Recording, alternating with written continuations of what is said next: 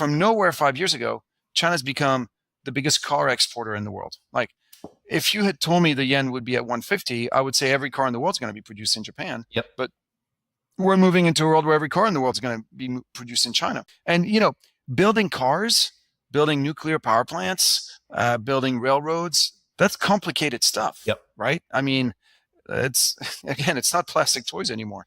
If China produces more engineers every year than there are engineers in the US, how can we not expect to eventually be bypassed? Yeah. In this video, economist Louis Vincent Gave dives into why China is set to eventually overtake the United States. Believe me, this interview is packed with insights and definitely worth your time. You won't want to miss it. Really good place overall. So you've been a keen observer of China and other emerging markets from your perch in Hong Kong. And let's just get into it. So if I follow the Western media today, they tell me China is collapsing. If I turn on Gavical, I learn, wait a minute, their monthly trade surplus is 80 billion. It's on an annualized run rate, it's $1 trillion trade surplus. If I tune into Steve Hsu's podcast, who's interviewing technologists and scientists, I learned that in space, semiconductors, jet engines, electric vehicles, solar panels, they're at parity or beyond parity with the West now in all those areas. So who has the story right? Well, Steve Hsu definitely has the story right. But let me just say, so one of my favorite philosophers, a Christian philosopher of the 16th century, a guy called Jean Baudin, who would say, the only wealth is man. The only wealth is people. Now, when I studied in China in the early 90s, China was graduating 300,000 university students a year. Today, China graduates last year, it's graduated 11.5 million, and this year it's going to graduate about 12.3 million people. That's a 30x in one generation. Yep. In terms of going to your point about the progress made on semiconductors, the progress made on space, on computers, etc. China now graduates every year more engineers than there are in the United States, than there are engineers in the United States. Now, we could debate all day, yes, but the Chinese universities don't have the same levels as the US universities, and we're comparing apples and oranges, etc. But the point I'd make is 30 years ago, you were graduating 300,000 guys. And even if the 12 million guys you're now graduating are not the same level as your 12 million guys from the University of Michigan or the Harvard that you mentioned, or Duke, or etc., that's still a whole lot better than plowing fields with behind a horse. Yeah. Right. Sorry. Sorry. I was going to say, I've been a professor for 30 years. And so I've seen the whole arc of what you describe, where at the beginning, if you wanted to get a world-class science education, at least at the graduate level, you had to leave China and come out here. There were no world-class research labs in China. Fast forward to today, there are many Chinese universities with top flight departments across the board in STEM subjects.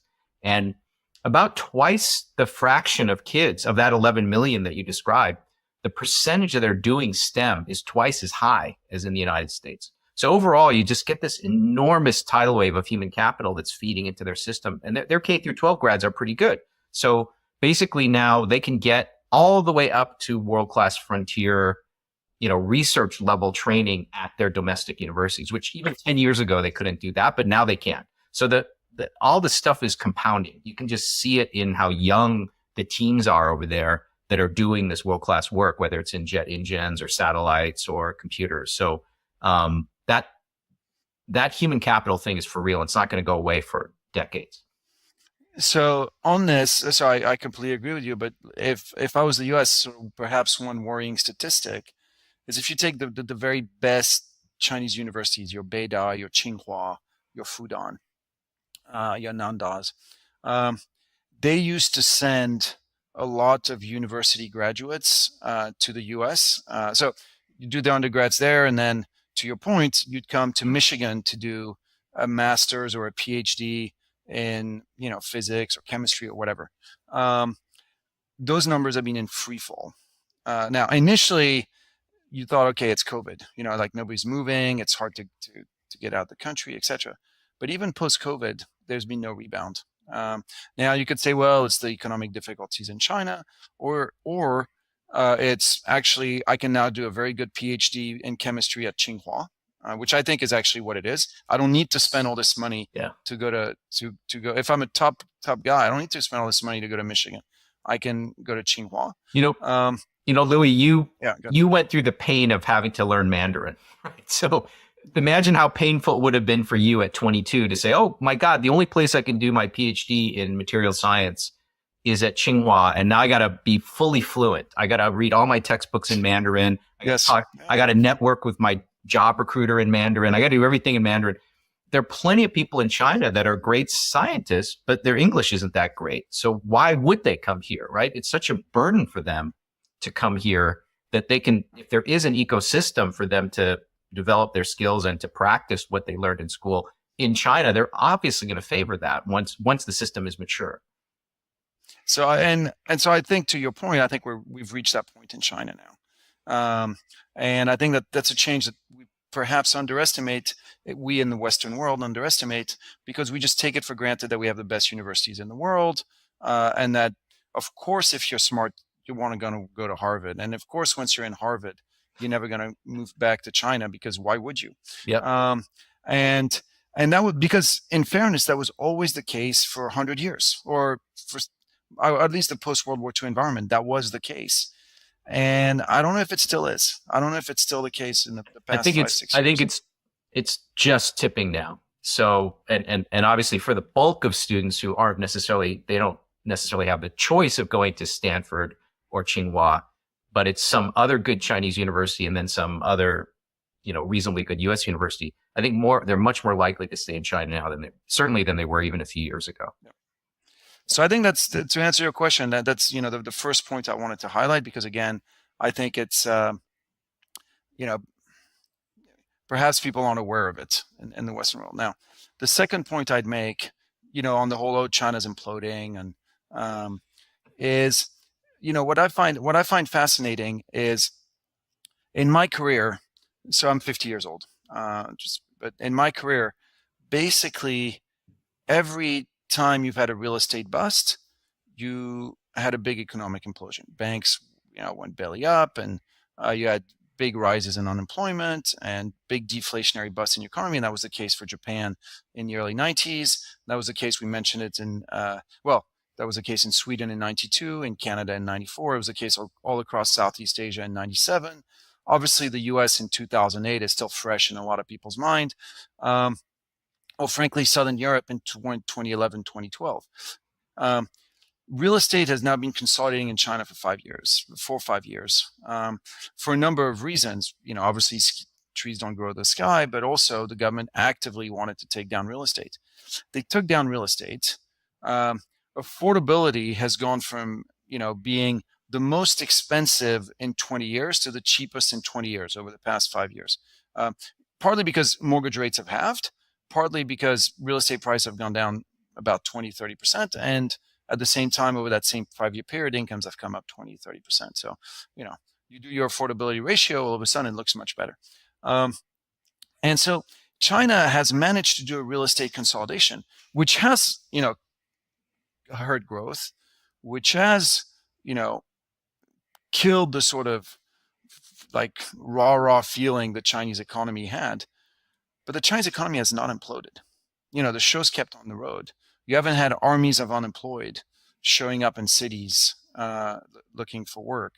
Nobody's gone hungry. You haven't had a fentanyl crisis. It's like the economy has been adjusting for the past 4 or 5 years to a different economy, in fairness.